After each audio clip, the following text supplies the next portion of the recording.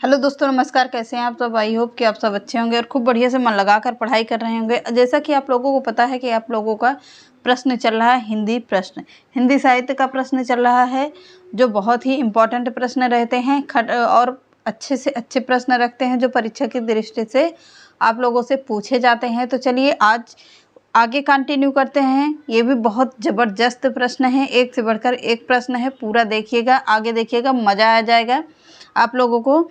तो चलिए स्टार्ट करते हैं। आज के सेशन का पहला प्रश्न देखते हैं, जो बहुत ही इम्पोर्टेंट प्रश्न है और ज़बरदस्त प्रश्न है। तो चलिए चालू करते हैं। पहला ही प्रश्न देखते हैं, हिंदी साहित्य के इतिहास को कितने कालखंडों में विभाजित किया गया है? तो प्रश्न पूछ रहा है कि हिंदी साहित्य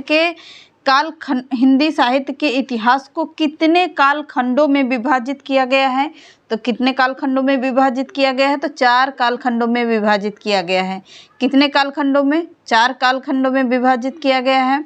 कौन कौन सा है वो? आदिकाल या वीरगाथा काल के नाम से किया गया है, मध्यकाल या भक्ति काल के नाम से, या उत्तर मध्यकाल या रीतिकाल कहा गया है, या कहा गया है आधुनिक काल। तो कितने काल हो गए? 4 काल हो गए।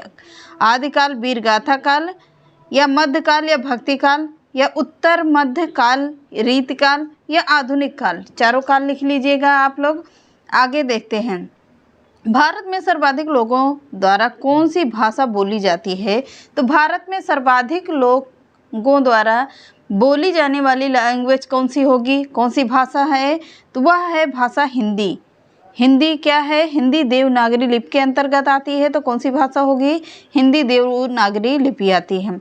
अगला, संविधान के किस अनुच्छेद के अनुसार हिंदी भारत की राज्य भाषा है? तो संविधान के किस अनुच्छेद के अनुसार हिंदी भारत की राज्य भाषा है? तो अनुच्छेद 343A यानी 1 के अंतर्गत आती है।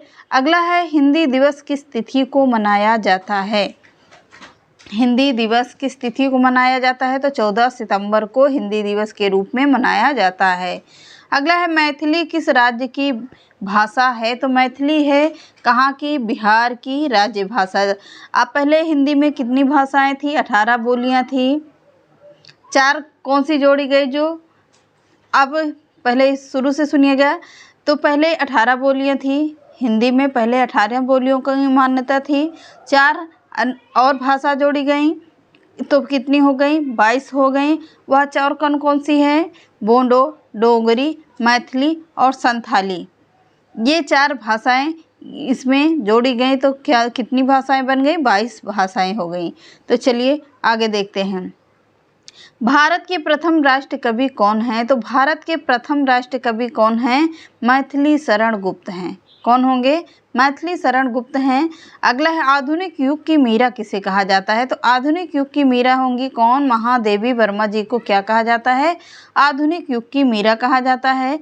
अगला, हिंदी विषय पर प्रथम ज्ञानपीठ पुरस्कार पाने वाले कौन थे? तो हिंदी विषय पर प्रथम ज्ञानपीठ पुरस्कार प्राप्त करने वाले कौन से हिंदी राइटर थे? तो सुमित्रा नंदन पंत थे। सुमित्रा नंदन इनके किस कृति के लिए मिला है? तो चितंबरा के लिए सुमित्रा नंदन पंत को क्या मिला है? ज्ञानपीठ पुरस्कार मिला है।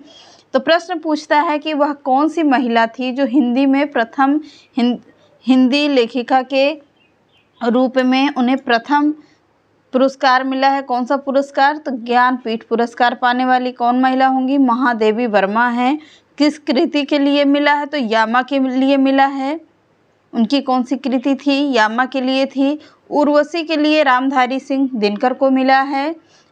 ज्ञानपीठ पुरस्कार की शुरुआत कब से हुई थी? तो 1965 ईस्वी से हुई थी। क्लियर हुआ? आगे बढ़ते हैं, कलम का सिपाही किसे कहा जाता है? तो कलम का सिपाही कहा जाता है किसे? मुंशी प्रेमचंद्र को कहा जाता है। मुंशी प्रेमचंद्र का अधूरा उपन्यास कौन सा है? मंगलसूत्र है।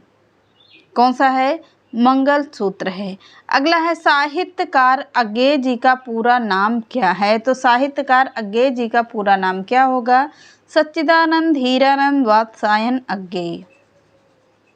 अज्ञेय इनका उपनाम के अंतर्गत पूछा जाता है और पूरा नाम क्या होगा? सच्चिदानंद हीरानंद वात्स्यायन अज्ञेय जी इनका पूरा नाम है। आगे बढ़िए, हिंदी का प्रथम पत्र कौन सा है? तो हिंदी का प्रथम पत्र कौन सा है? उदंत मार्तंड है। क्या है? उदंत मार्तंड है हिंदी का प्रथम पत्र। अगला है, भारत में संस्कृत माँ है, हिंदी बहुरानी है, अंग्रेजी नौकरानी है, किस महापुरुष के अनमोल वचन हैं? किस महापुरुष के अनमोल वचन होंगे? डॉक्टर कामिल बुल्के के अनमोल वचन है। क्या? कि हिंदी बहुरानी है, अंग्रेजी नौकरानी है, संस्कृत क्या है? हिंदी की भारत की माँ है। किसने कहा? डॉक्टर कामिल बुल्के ने कहा था। अगला है, भारत का शेक्सपियर किसे कहा जाता है? तो भारत का शेक्सपियर कहा जाता है कालिदास को। किसे कहा जाएगा? कालिदास को कहा जाता है। अगला है, मध्य प्रदेश के किस जिले को देश का प्रथम हिंदी साक्षर जिला घोषित किया गया है? तो हिंदी में मध्य प्रदेश के किस जिले को देश का प्रथम हिंदी साक्षर जिला घोषित किया है? तो नरसिंहपुर को किया गया है। किसे किया गया है? नरसिंहपुर को किया गया है। अगला है, रामधारी सिंह दिनकर को किस रचना के लिए ज्ञानपीठ पुरस्कार मिला है? मैंने अभी इसके पहले ही बताया है, उर्वशी के लिए रामधारी सिंह दिनकर को ज्ञानपीठ पुरस्कार मिला है। अगला है, देश का पहला राष्ट्रीय हिंदी संग्रहालय कहाँ पर स्थापित किया जा रहा है? तो देश का पहला राष्ट्रीय हिंदी संग्रहालय कहाँ स्थापित किया जाएगा? तो आगरा में किया जाएगा। आगरा में किया जाएगा।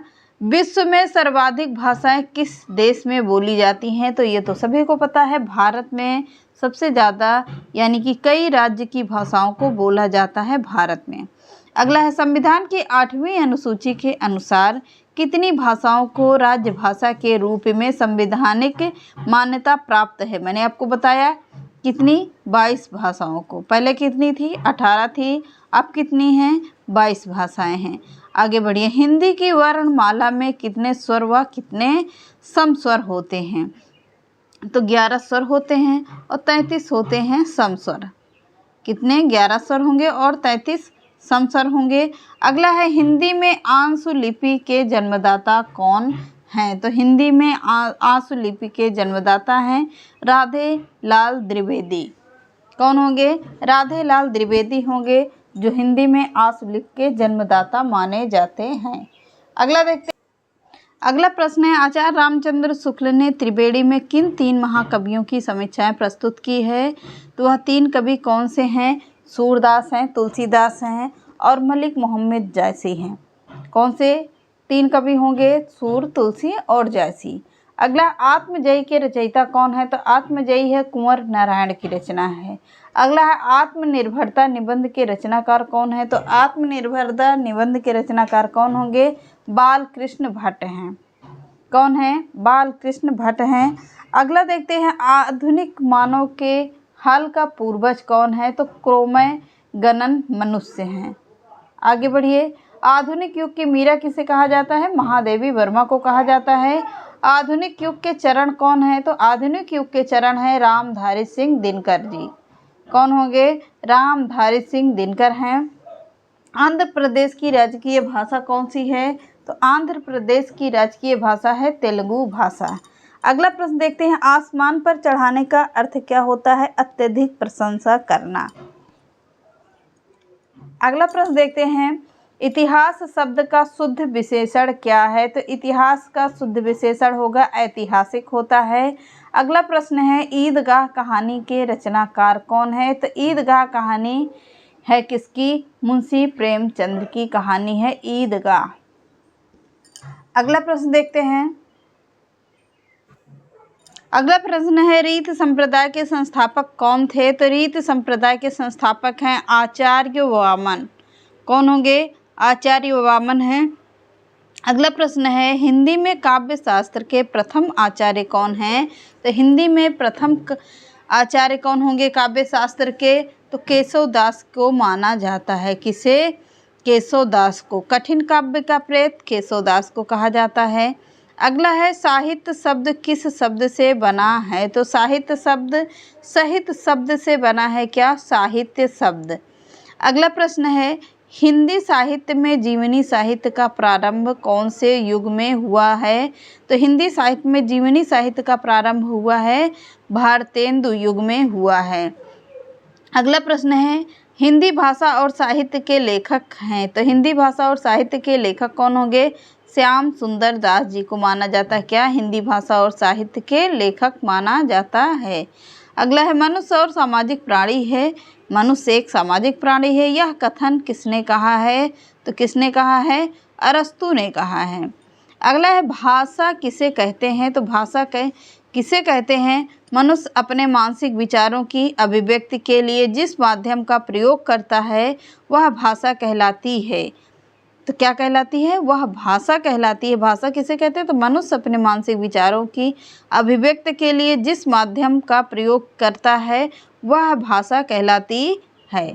अगला प्रश्न है भाषा शब्द की उत्पत्ति कहाँ से हुई है? तो भाषा शब्द की उत्पत्ति हुई है, भाषा शब्द की उत्पत्ति संस्कृत के भाष धातु से हुई है। किससे हुई है? संस्कृत के भाष धातु से हुई है। अगला प्रश्न है सामान्य शब्दों में हम भाषा को किस तरह से व्यक्त करेंगे? तो सामान्य शब्दों में हम भाषा को किस तरह से व्यक्त करेंगे? अगला प्रश्न आदिकाल को संधिकाल एवं चारण काल किसने कहा है? तो आदिकाल को संधिकाल एवं चारण काल किसने कहा है? राम कुमार वर्मा ने कहा है। किसने कहा? तो राम कुमार वर्मा ने कहा है। बौद्ध सिद्धों के पदों और दोहों को बौद्ध गान ओ दोहा नाम से बंगला भाषा में प्रकाशित किया था, किस कवि ने किया था? तो पंडित हरप्रसाद शास्त्री ने किया है। अगला है किरान उस सादेन रचना है। किरान उस सादेन रचना है किसकी है? तो यह है अमीर खुसरो की रचना। अगला है पुरुष परीक्षा किसकी संस्कृत में रचित रचना है? तो पुरुष परीक्षा किसकी संस्कृत में रचना है? तो विद्यापति की है। अगला है ऋणे चरयु के रचयिता कौन है? तो ऋणे चरयु रचना है स्वयंभू की रचना है। किसकी है? स्वयंभू की रचना मानी जाती है। कीर्तिलता की भाषा क्या है? तो कीर्तिलता की भाषा है औहट्ट भाषा है। भू परिक्रमा के रचयिता कौन होंगे? तो विद्यापति को कहा जाता है। अगला है जय मयंक जस चंद्रिका के रचयिता कौन है? तो जय मयंक जस चंद्रिका के रचयिता हैं मधुकर कवि। कौन होंगे? मधुकर कवि हैं। ई आश्रय काव्य की रचना की है। तो ई आश्रय काव्य की रचना किसने किया है? तो हेमचंद्र ने किया है। अगला है कुमारपाल प्रतिबोध गद्य पद्य में प्राकृत काव्य लिखा है। किसने लिखा है? सोम प्रभु सूर्य ने लिखा है। अगला गोरखनाथ में किसके योग का सहारा लेकर हठ योग का प्रवर्तन किया था? तो किसके योग का किया था? पतंजलि के। रत्नाकर जोपम कथा किस संप्रदाय का मानक ग्रंथ है? तो सिद्धों का है। किसका होगा? सिद्धों को होगा।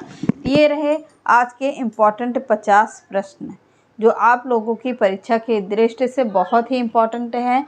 इसको फटाफट से वन लाइनर की तरीके है नोट कर लीजिएगा। मिलते हैं नेक्स्ट वीडियो में। नमस्कार।